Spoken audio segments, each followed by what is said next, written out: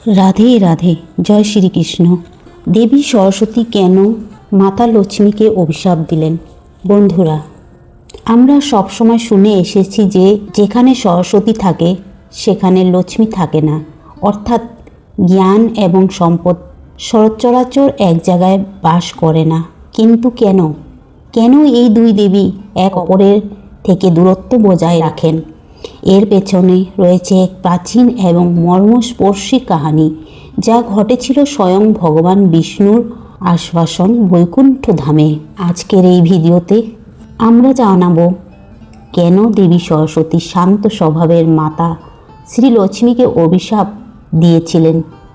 সেই দিন বৈকুণ্ঠের অন্দরে ঠিক কী ঘটেছিল? কেনই বা গঙ্গা ও সরস্বতীর মধ্যে তুমুল বিবাদ শুরু হয়েছিল? এই অভিশাপের ফলেই কি আমরা আজ মর্তে গঙ্গা, সরস্বতী ও তুলসীর দেবীকে দেখতে পাই? চলুন পুরাণের সেই বিস্ময়ক অধ্যায়টি আজ আমরা উন্মোচন করি। পৌরাণিক কাহিনী অনুসারে একসময় ভগবান বিষ্ণুর 3 পত্নী ছিলেন, দেবী লক্ষ্মী, দেবী সরস্বতী এবং দেবী গঙ্গা। তারা 3 জনই ভগবান শ্রীহরির অত্যন্ত প্রিয় ছিলেন এবং বৈকুণ্ঠের পরম শান্তিতে বসবাস করতেন। কিন্তু যেখানে প্রেম থাকে সেখানে মাঝে মাঝে অভিমান এবং ঈর্ষার ছায়াও এসে পড়ে। একদিন ভগবান বিষ্ণু তার 3 পত্নীর সাথে বসেছিলেন। সেই সময় গঙ্গা দেবী বারবার শ্রীহরির দিকে সপ্রেম দৃষ্টিতে তাকাচ্ছিলেন এবং শ্রীহরিও মুচকি মুচকি হাসছিলেন। এই দৃশ্য দেখে দেবী সরস্বতী অত্যন্ত ক্রুদ্ধ হয়ে ওঠেন। সরস্বতী ছিলেন জ্ঞানের দেবী, কিন্তু সেই মুহূর্তে তার মনে ঈর্ষার উদয় হলো। তিনি মনে করলেন গঙ্গা দেবী ভগবান বিষ্ণুর মনোযোগ বেশি পাওয়ার চেষ্টা করছেন। দেবী সরস্বতী তার ক্ষোভ আর চেপে রাখতে পারলেন না। তিনি গঙ্গা দেবীকে তিরস্কার করতে শুরু করলেন। তিনি বললেন, হে গঙ্গা, তুমি শ্রীহরির চরণে স্নান পেয়ে অত্যন্ত উদ্ধার হয়ে উঠেছ। তোমার এই চপলতা বৈকুণ্ঠের পবিত্রতা নষ্ট করছে। গঙ্গা দেবীও চুপ করে থাকার পাত্রী ছিলেন না।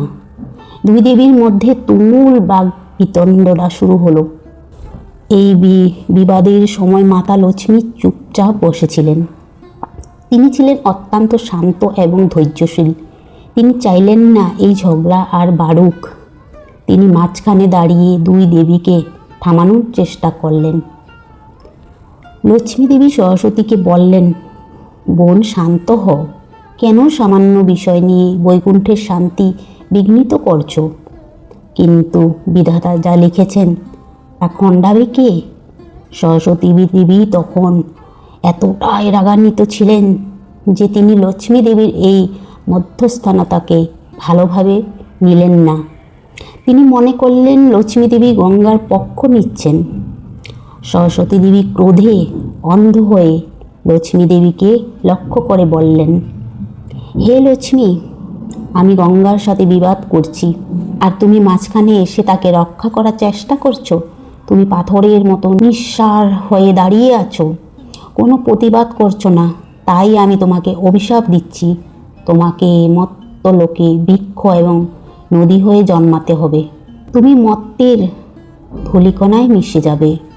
নিষ্পাপ লক্ষ্মী দেবী কোনো অপরাধ না করেও সরস্বতীর অভিশাপ মাথা পেতে নিলেন। কিন্তু গঙ্গা দেবী এটা সহ্য করতে পারলেন না। তিনি দেখলেন তার পক্ষ নিতে গিয়ে লক্ষ্মী দেবী অভিশপ্ত হলেন। তখন গঙ্গা দেবীও পাল্টা সরস্বতীকে অভিশাপ দিলেন। সরস্বতী, তুমি লক্ষ্মীকে অভিশাপ দিলে, তবে শোনো, তোমাকেও মর্তে নদী হয়ে জন্মাতে হবে এবং সেখানে পাপী মানুষের পাপ ধুতে হবে। বিবাদ যখন তুঙ্গে, তখন ভগবান বিষ্ণু সেখানে উপস্থিত হলেন। তিনি সব দেখলেন এবং হাসি মুখে এই মায়াকে গ্রহণ করলেন।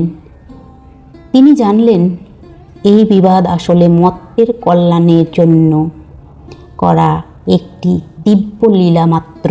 শ্রীহরি বললেন, হে দেবীগণ, শান্ত হও। তোমরা যা করেছ তা খণ্ডানো সম্ভব নয়।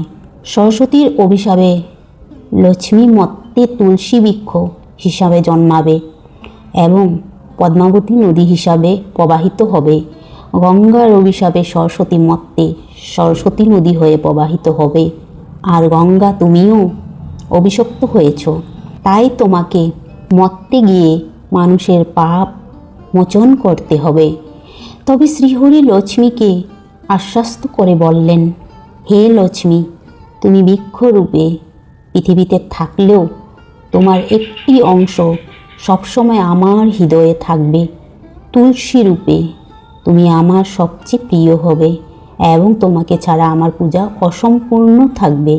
তিনি জানলেন যে তিনি শক্তি একত্রে থাকলে এমন বিবাদ পুনরায় ঘটতে পারে, তাই তিনি শক্তি বিভাজন করলেন। নম্বর 1, সরস্বতী। দেবী সরস্বতী। শ্রীহরি সরস্বতীকে ব্রহ্মার হাতে অর্পণ করলেন। সরস্বতী হলেন ব্রহ্মার বাণী ও জ্ঞানের শক্তি। নম্বর 2, দেবী গঙ্গা। দেবী গঙ্গাকে তিনি মহাদেবের জটায় স্থান দিলেন। গঙ্গা হলেন পবিত্রতার প্রতীক, যা শিবের মাধ্যমে মত্তে প্রবাহিত হবে। নম্বর 3, দেবী লক্ষ্মী। দেবী লক্ষ্মী একনিষ্ঠভাবে বিষ্ণুর সাথেই রয়ে গেলেন, তবে তার অভিশপ্ত অংশটি মত্তে তুলসী এবং নদীরূপে বিরাজ করতে লাগল। এই কাহিনী আমাদের এক বড় শিক্ষা দেয়। জ্ঞান সরস্বতী এবং সম্পদ লক্ষ্মী একে অপরকে পরিপূরক হতে পারে, একে অপরের পরিপূরক হতে পারে, কিন্তু এদের মধ্যে ভারসাম্য রক্ষা করা কঠিন। অতিরিক্ত পাণ্ডিত্য অনেক সময় অহংকার ও ক্রোধের জন্ম দেয়, যেমন সরস্বতীর হয়েছিল। আর শান্ত স্বভাব লক্ষ্মী অনেক সময় ভুল বোঝাবুঝির শিকার হয়। আরেকটি বিশেষ বিষয় হলো সরস্বতী অভিশাপের ফলেই আজ আমরা আমাদের ঘরে পরম পবিত্র তুলসী গাছ পেয়েছি। অর্থাৎ ঈশ্বরের প্রতিটি লীলার পেছনে সৃষ্টির কল্যাণের কোনো না কোনো উদ্দেশ্য থাকে। বন্ধুরা, বৈকুণ্ঠের এই অভিশাপের কাহিনী কি আপনারাও আগে জানতেন? দেবী লক্ষ্মীর সেই অসীম ধৈর্য এবং ভগবান বিষ্ণুর দিব্য বিচার আমাদের জীবনকে আজও প্রবাহিত করে। আজকের এই ভিডিওটা আপনার কেমন লেগেছে তা নিশ্চয় জানাবেন।